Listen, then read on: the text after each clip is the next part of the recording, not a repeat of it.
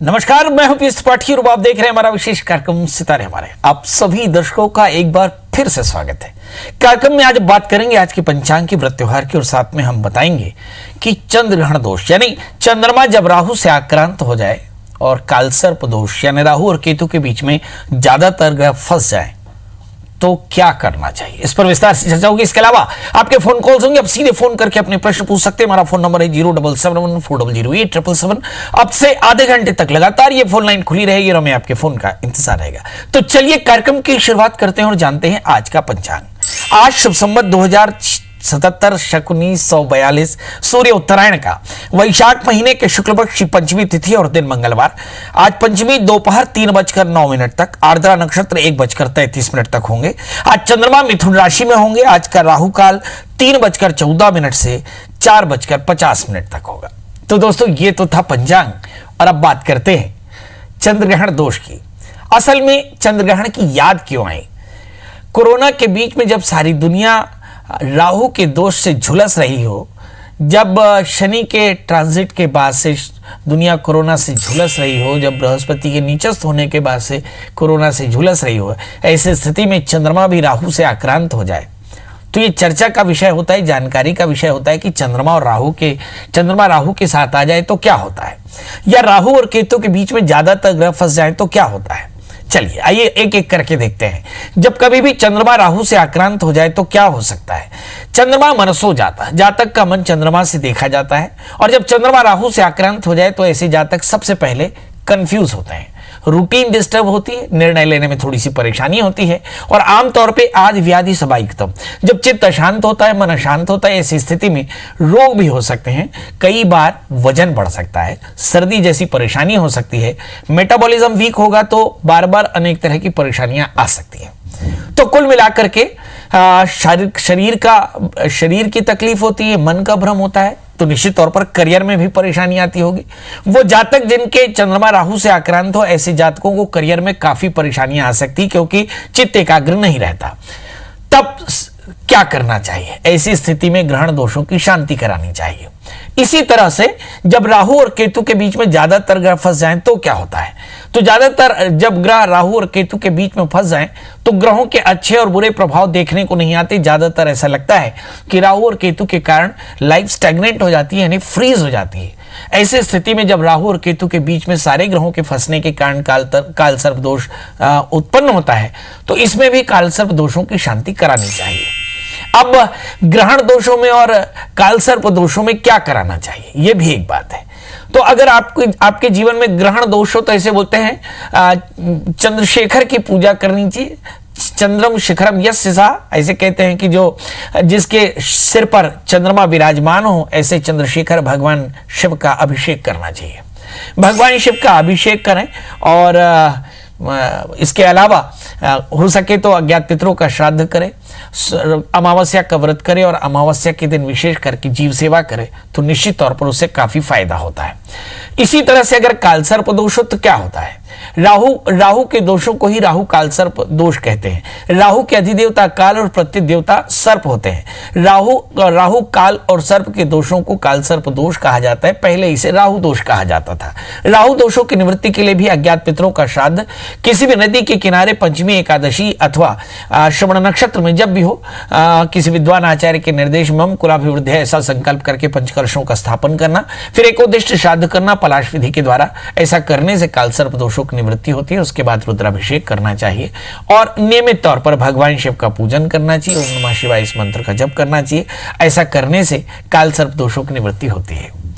तो आपने देखा कि अगर चंद्रमा के साथ ग्रहण दोष हो तो अनेक प्रकार की विपत्तियां, शारीरिक विकलताएं और मानसिक परेशानियां हो सकती हैं। और अगर कहीं कालसर्प दोष हो तो भी इसी तरह की परेशानी होती है। इसके अलावा हमारे धर्मशास्त्रों में सर्प सूक्त के पाठ का भी विधान लिखा हुआ है। तो कालसर्प की पूजा में या चाहे ग्रहण दोषों की पूजा में सर्प सूक्त का पाठ करना चाहिए। सर्प सूक्त के पाठ करने से भी अनेक प्रकार के कष्टों की निवृत्ति होती है।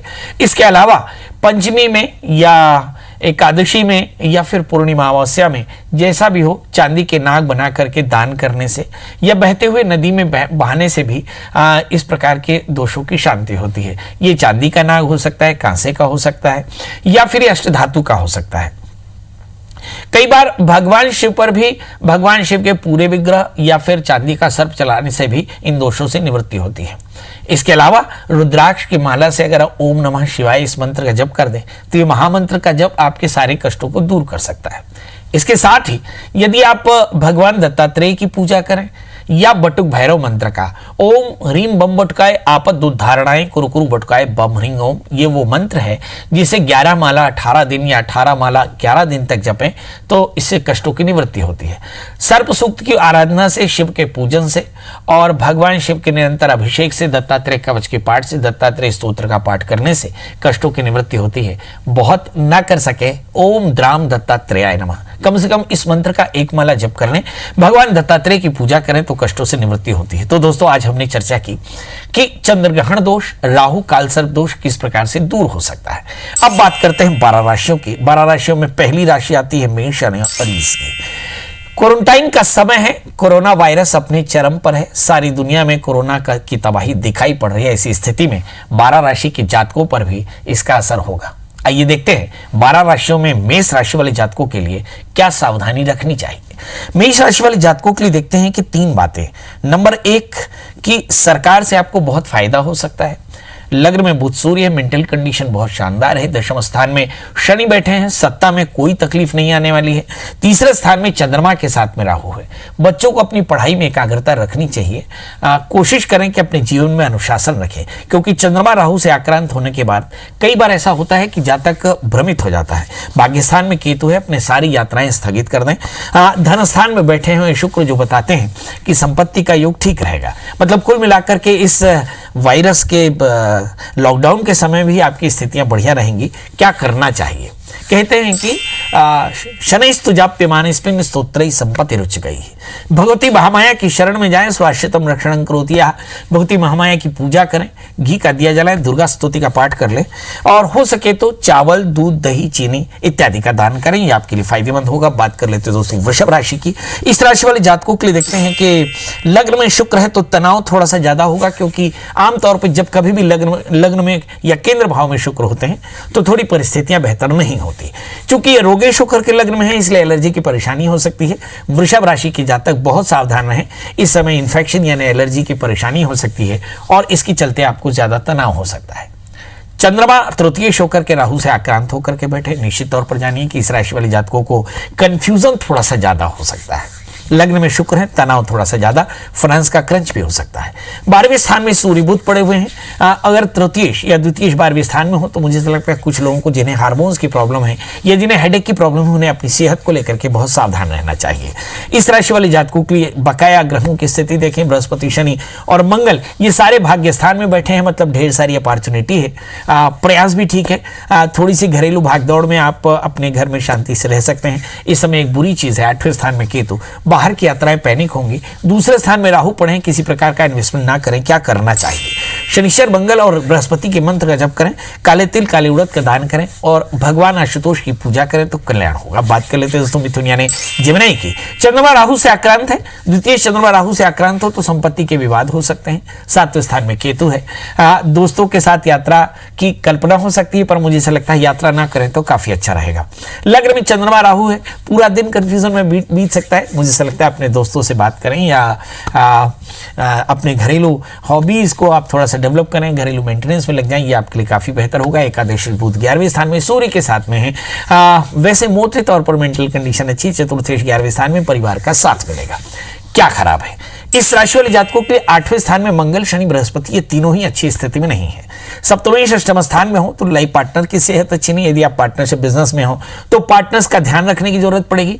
मंगल चूंकि षष्ठेश होकर के अष्टम स्थान में बैठे हैं तो इस राशि वाले जातकों को रोगों से भी बचकर रहना चाहिए, अपनी रूटीन में थोड़ा सा कॉन्शियस रहना चाहिए। चलिए आइए देखते हैं कि परेशानी क्या हो सकती है। 12वें स्थान में शुक्र, ज्यादा देर तक जागना फायदेमंद नहीं रहेगा। क्या करना चाहिए?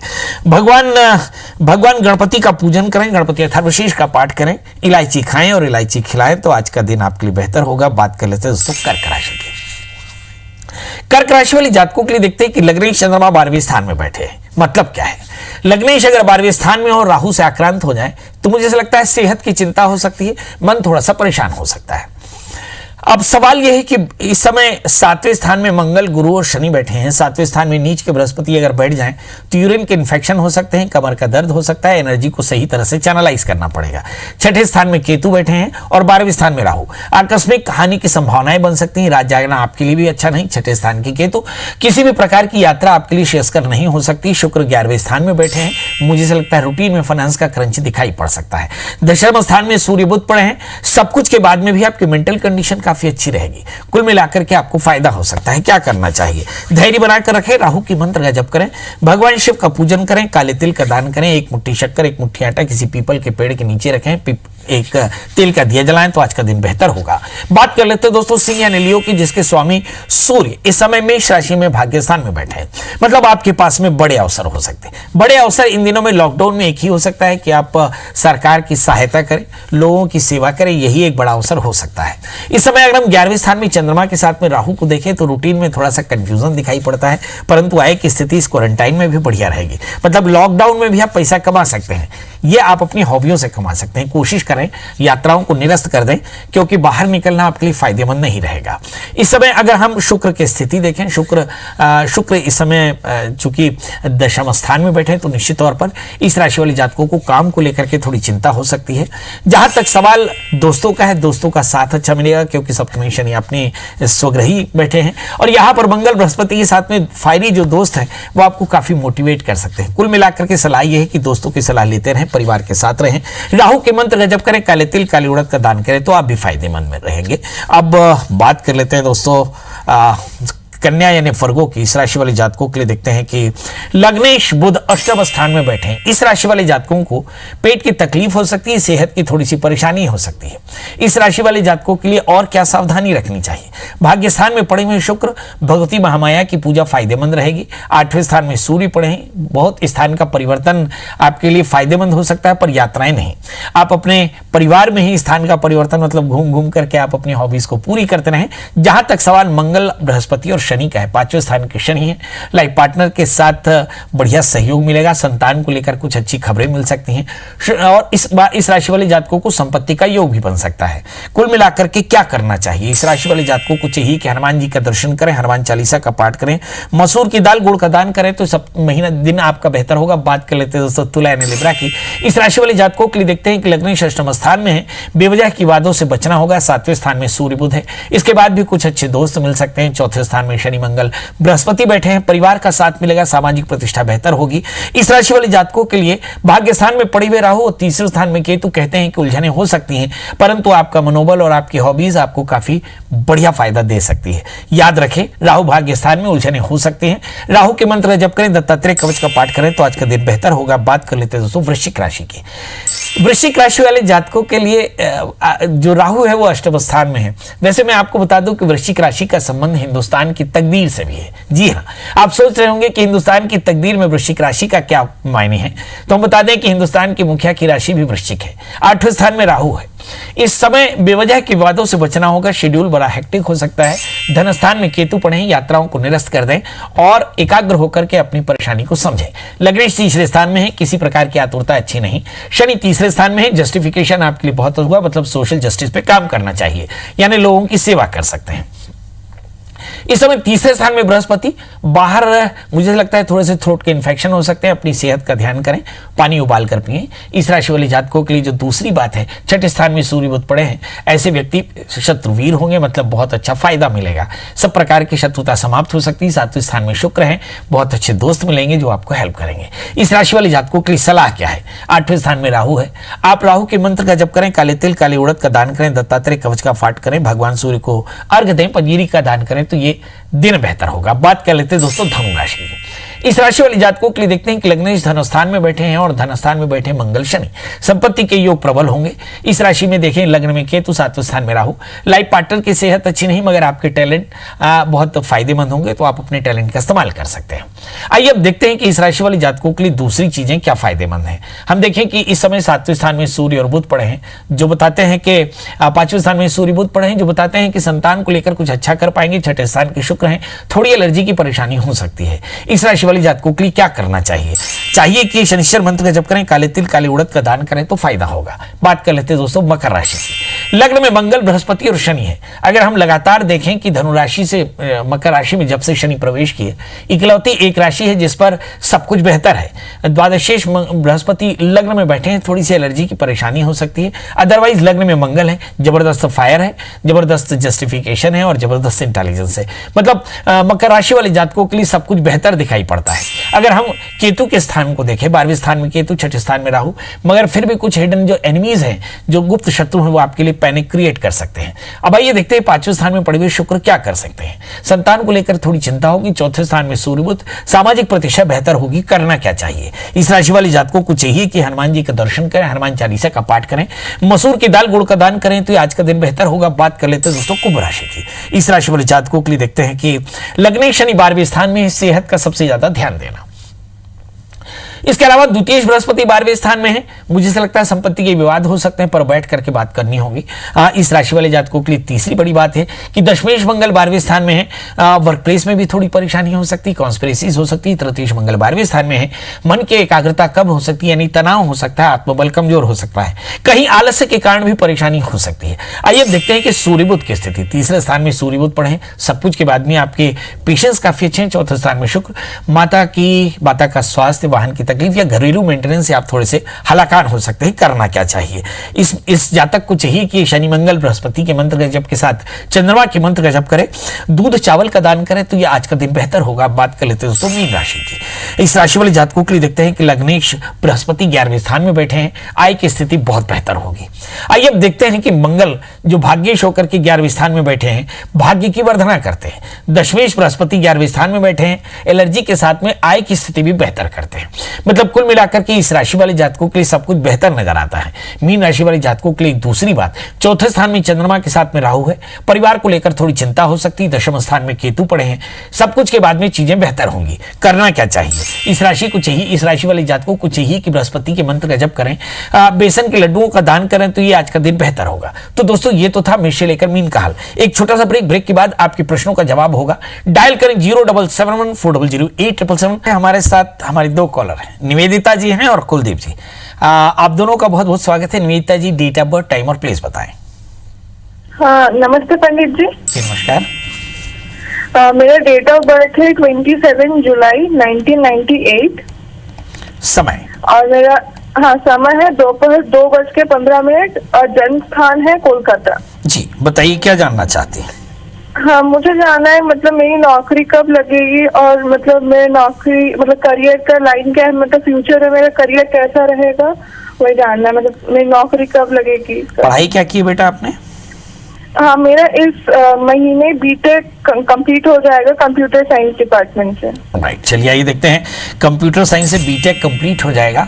करियर के बारे में जानना है कि करियर कैसे रहेगा और क्या रहेगा। मंगल की महादशा में शनि का अंतर नवंबर तक चलेगा। आइए देखते हैं, आपका जन्मलग्न वृश्चिक है और आपकी जो राशि है वो है सिंह। शनि की अंतरदशा मंगल की महादशा में चलेगा, तो मुझे ऐसा लगता है कि शनि आपके षष्ठेश है। तो इस राशि वाले जातकों के लिए सबसे बड़ी परेशानी है तनाव, आत्मबल की कमी और कहीं आलस्य थोड़ा सा ज्यादा होना, कहीं इमोशनल डाइवर्शन होना। तो सबसे पहली और अंतिम बात तो ये है कि आप क्योंकि फाइनल करने वाली हैं और आगे चल करके आपको गेट या जीआरई टॉफल ये सब कुछ देने की कोशिश करनी चाहिए, क्योंकि आने वाले दिनों में बुध और केतु फिर शुक्र की दशाएं चलेंगी।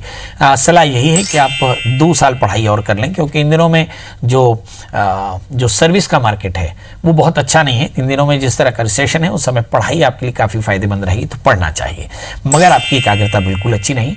इस समय कोशिश करें बाल बांध कर रखें, क्योंकि बाल खुले होने से कई बार एकाग्रता कम होती है। नंबर 2, बहुत अधिक फ्रेंडशिप ना करें। नंबर 3, रात ज़्यादा न जागे, कोशिश करें थोड़े से वर्कआउट करें, यानी स्किपिंग कर लें और आने वाले 2 वर्षों तक खूब मन लगाकर पढ़ाई करें, क्योंकि इसके बाद जब राहु की महादशा में राहु का अंतर शुरू होगा तब आपके भाग्येश की दशा के साथ में फायदा होगा। मुझे ऐसा लगता है यानी आने वाले 3 साल तक लगातार आपने पढ़ाई करनी चाहिए। क्या करना चाहिए? सोमवार का व्रत करें, भगवान शिव का पूजन करें तो कल्याण होगा।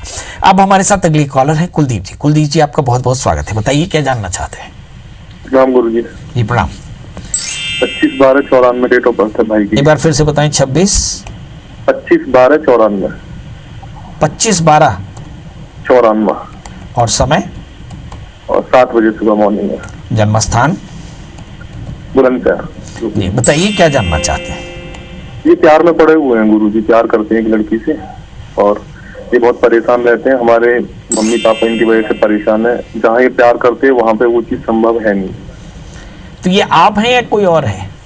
ये मेरा भाई है, छोटा भाई है। बहुत सही। चलिए, प्यार करते हैं, मोहब्बत परवान चढ़े इसकी संभावना नहीं, पेरेंट्स नाराज हैं, करना क्या चाहिए? इस बच्चे का जन्म लग्न धनु है, इसकी राशि कन्या है, सप्तमेश बुध लग्न में बैठे हैं। याद रखिए कि बच्चा काफी जिद्दी है, इसका तृतीय स्वग्रही है, ये शादी यहीं करेगा और हो सकता है पेरेंट्स इससे नाराज हो। बहरहाल आप ये जान लें कि जिस लड़की से प्यार करते हैं उसी से शादी करेंगे, इसलिए कोशिश न करें कि इससे अलग करें, क्योंकि कई बार ऐसा होता है कि गलत चीज़ें भी आपकी ज़िंदगी में आ जाएं, उसे हटाना ठीक नहीं होता। इस समय राहु की महादशा में गुरु का अंतर चल रहा है और ये स्थिति लगातार 2021 तक चलेगी। मतलब बहुत साफ है कि इस राशि वाले जातकों के लिए शादी से पहले एक छोटा सा अर्क विवाह करा लेना चाहिए और जहाँ तक मैं देख पा रहा हूँ कि इस शादी को स्वीकार कर लेना चाहिए। पेरेंट्स को भी समझाने की जरूरत पड़ेगी। इस बच्चे को एक 4 कैरेट का टोपास पहना है और 4 कैरेट का मोती पहना है। आने वाला समय इसके लिए काफ़ी अच्छा है। वर्ष 2021 तक इसकी परिस्थितियाँ काफ़ी अच्छी रहेंगी। तो चलिए, इसी के साथ अब आपसे विदा लेने की बात, जाते जाते वही एक बात कि दोस्तों, कोरोना का एक वायरस है और ये महामारी है। इससे देश ही नहीं पूरी दुनिया भयाक्रांत है। कोशिश करें आप अपने घर में रहें, अपनी हॉबीज़ को डेवलप करें, नॉवेल पढ़ें, म्यूज़िक सुनें, घर की मेंटेनेंस रखें और अपने अपनों का ख्याल रखें। कोशिश करें देश के सरकार के निर्देशों का पालन करें। खूब खुश रहें और खुश रखें। दोस्तों, आज के लिए इतना ही। कल हम फिर मिलेंगे किसी नए विषय के साथ। तब तक मुझे दीजिए इजाज़त। नमस्कार।